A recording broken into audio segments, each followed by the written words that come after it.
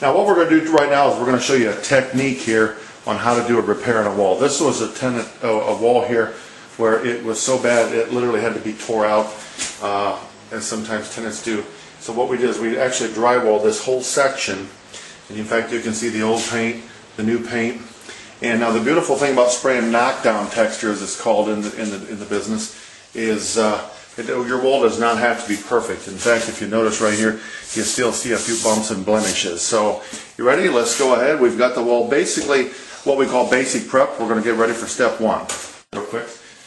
While he's getting ready, by the way, we're going to show you what we're going to do. We'll be showing you a finished product. You'll be absolutely shocked because this wall right now is decorated in what we like to call early ugly. Just looks absolutely atrocious. They've taken the trim off the wall and he's getting ready to spray. Alright, we're getting ready to take care of step one. Ryan, what you got there? Got myself a hopper here full of knockdown mud. Makes it really thin. Thinner than a milkshake you would get at McDonald's or anything like that. Okay, cool. So make sure you want to keep moving with it. Don't keep it in one spot. Just keep even flow, and if there's an empty space, just splash it really quick and it should fill in alright. Alright.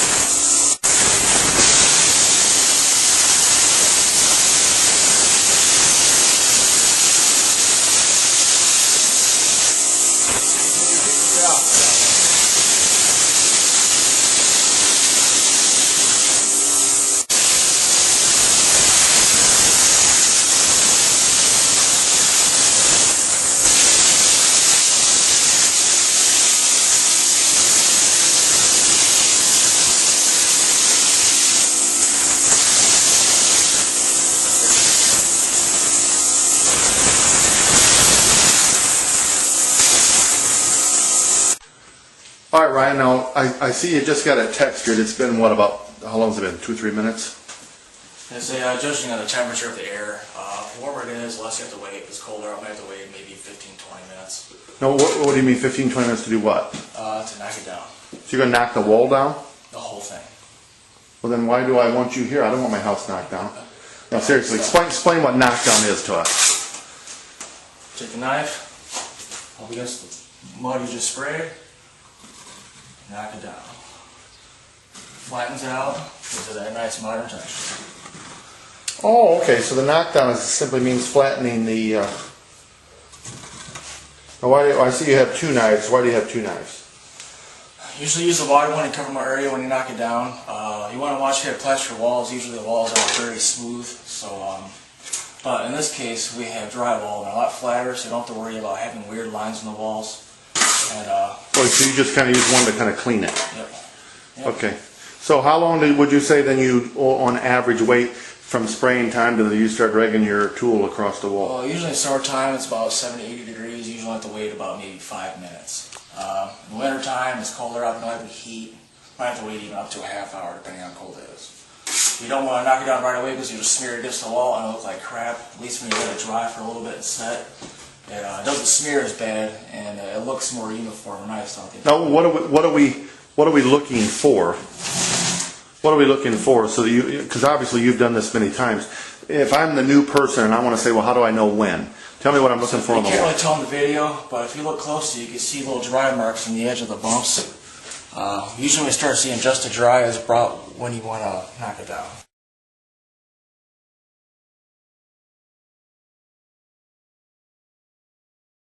What are you going to do with that hole right there? That is really irritating me. Gonna knock it down.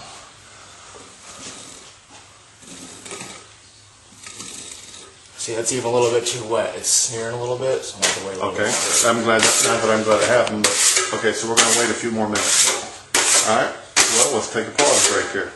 All right, so it's been sitting here for a minute or two. What do we have? I think it's solid enough for me to knock it down. It won't take much pressure, and it should go pretty quickly.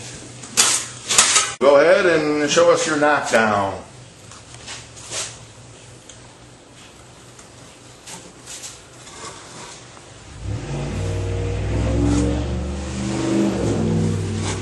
Now, when that's painted, what's the advantage of doing knockdown versus not doing knockdown on a wall? It gives a modern look. If there's any kind of little blemishes on the wall, it covers it right up. You can't ever tell.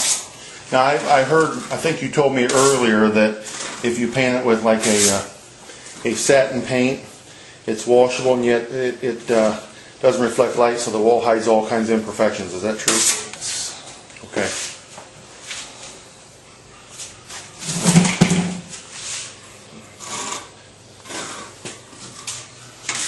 It really doesn't look that hard, does it? No, not at all. Anybody can do this. If they don't drop the knife. Yeah, well.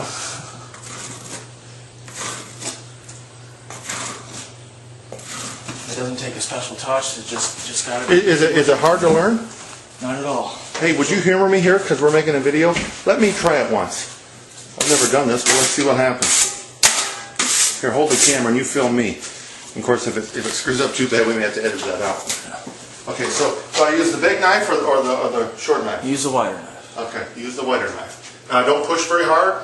Just a light touch. Okay, light touch.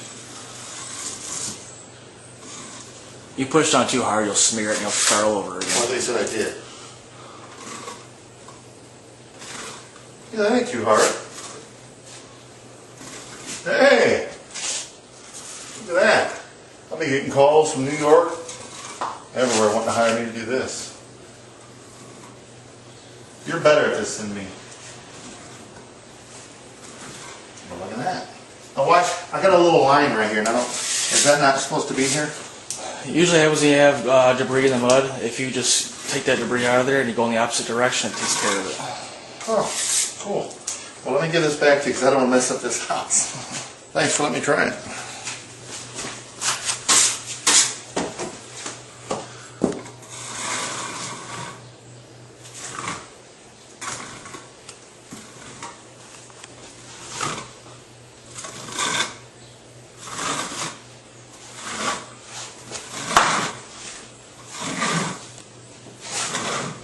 Well, it goes quick, doesn't it? Yeah, usually when it gets a little drier, I get a little quicker with it, else we're out of time. Oh, so you're wanting to go quick. Yeah. What would happen if a person didn't do your knockdown technique? Would you simply have a texture on the wall? Yeah, you just have splattered mud on the wall. It wouldn't look bad, but you wouldn't call it knockdown either. Well, I guess it would just depend on what you wanted.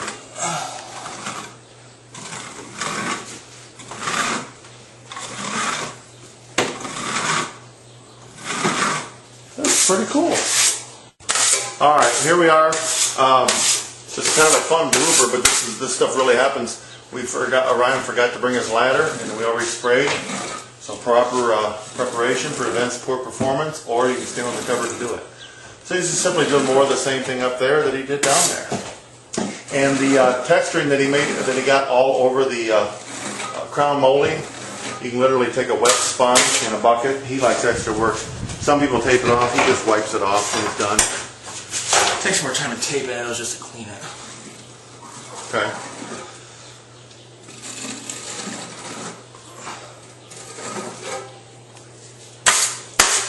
Okay, we're going to go ahead and show you what it looks like after it's painted. This is the drywalled wall.